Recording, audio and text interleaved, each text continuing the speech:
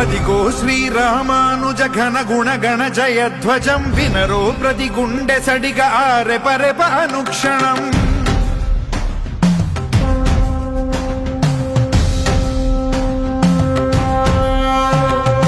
అదిగో శ్రీరామానుజ ఘన గుణ గణ జయధ్వజం వినరో ప్రతి గుండె సడిగా ఆరెపరెప అనుక్షణం. వైకుంఠం విడిచి మహిని నడయాడిన శేషువే విశ్వ ప్రేమయ మతమనే వెయ్యేళ్లకు పూర్వమే శ్రీమన్నారాయణీయ చిదా. Now we extend a warm welcome to our very popular actor and also people leader Sri Pawan Kalyan garu. We are also happy to have Sri Nadendla Manohar garu. Now I request our Pawan Kalyan garu to share his message on the great occasion of yesterday's inauguration of Statue of Equality. Jai Sri Mannarayana. జై శ్రీమన్నారాయణ. నాకు ఇలాంటి అరుదైన ఆధ్యాత్మిక సభల్లో మాట్లాడటం నాకు ఒక అడుగు వెనక్కేస్తాను, మాట్లాడకూడదు అనుకుంటాను. కానీ ఈ పరిస్థితుల్లో నన్ను పిలిచినందుకు, మనస్ఫూర్తిగా అవకాశం ఇచ్చినందుకు ప్రతి ఒక్కరికి ధన్యవాదాలు.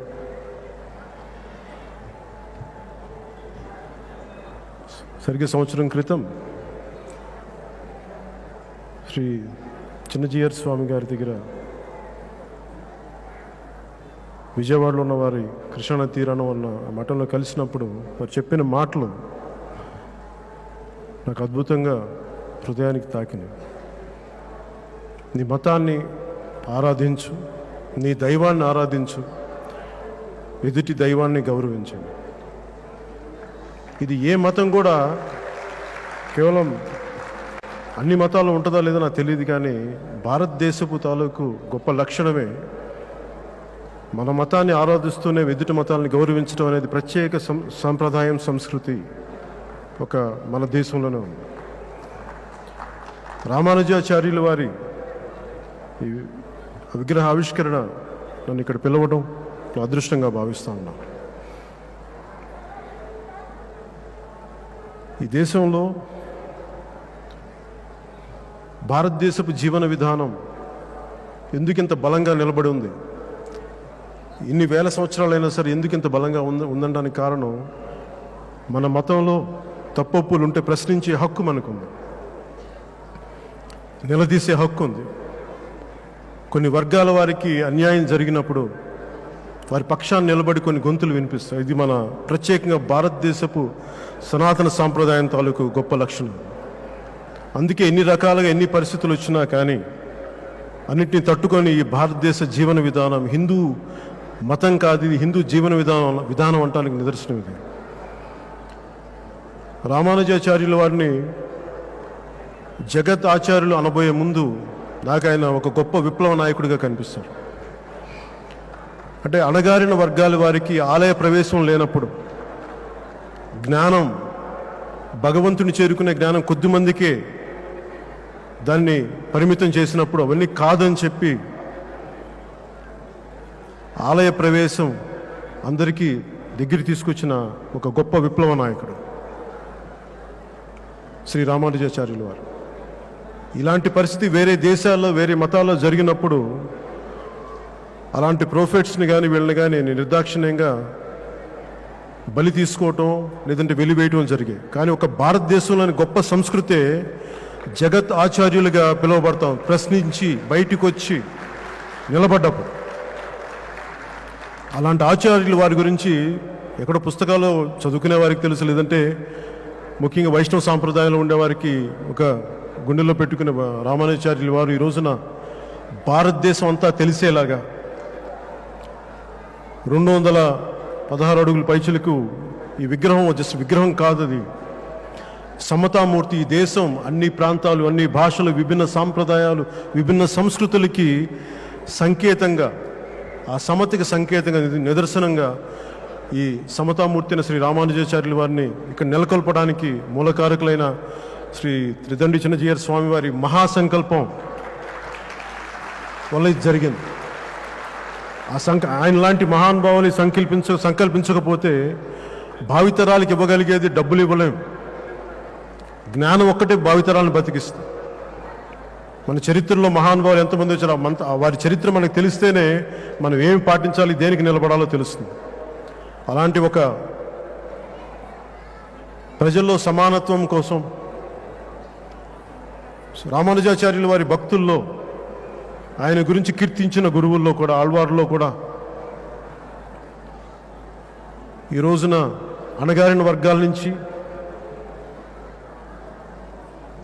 మిగతా వర్గాల నుంచి, అలాగే విదేశాల నుంచి వచ్చి ఇక్కడ స్థిరపడిపోయి భారతదేశ జీవన విధానం స్థిరపడిపోయి ఇక్కడ భగవంతుని చూడగలిగే అలాంటి ఆళ్వార్లు కూడా ఆయనకి ఉండటం కేవలం ఒక రామానుజాచార్యుల వారికి, జగద్గురువులు రామానుజాచార్యుల వారికి చెందింది.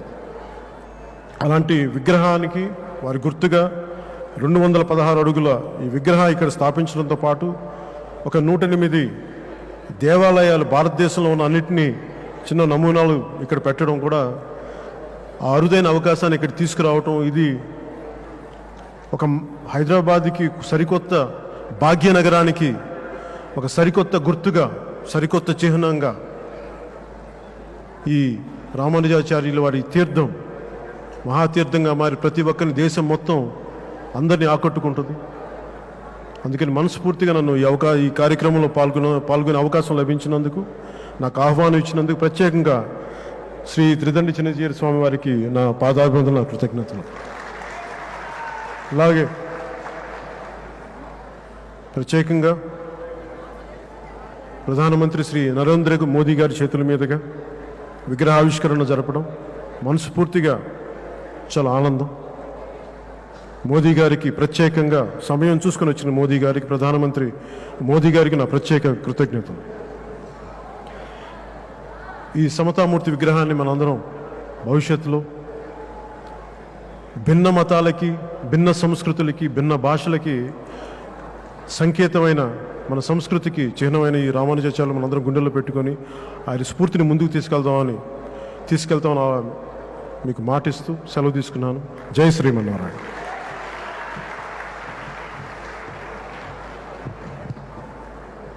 జై శ్రీమన్నారాయణ. ఒక చక్కని మాట చెప్పారు పవన్ కళ్యాణ్ గారు. మనస్ఫూర్తిగా సంతోషపడ్డానని.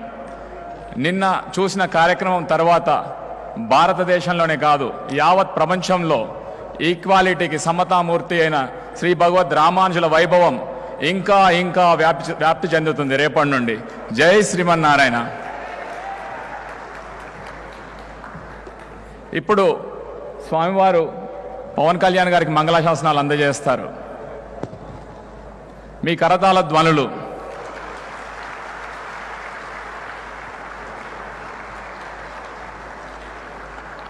అలానే నేడు ఇక్కడికి విచ్చేసిన అతిథులు నాదెండ్ల మనోహర్ గారు కూడా స్వామివారి మంగళాశాసనాలు అందజేస్తారు.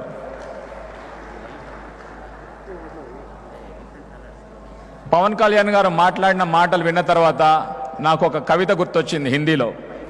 హిమాద్రి తుంగ శృంగు సే ప్రబుద్ధ శుద్ధ భారతి స్వయం ప్రభా సముజ్వల స్వతంత్రతా పుకారతి అమర్త్య వీర పృథ్వో దృఢ ప్రతిజ్ఞ సోచులో ప్రశస్త పుణ్య పంత్ హై బడే చలో असंख्य कीर्ति रश्मिया विकीर्ण दिव्य दाहसी सपूत मातृभूमि के रुको न शूर साहसी अराति सैन्य सिंधु में सुवाड़ वाग्नि से जलो प्रवीरु हो जयी बनो बड़े चलो. భారతదేశం ప్రపంచవ్యాప్తంగా ఆధ్యాత్మిక రంగంలో అలానే సామాజిక స్పృహలో కూడా ముందు అడుగు వేయడానికి గొప్ప నాయకులు దేశాన్ని పరిపాలిస్తున్నారు. Jai Sriman Narayana. Mangala Sasanams to everybody.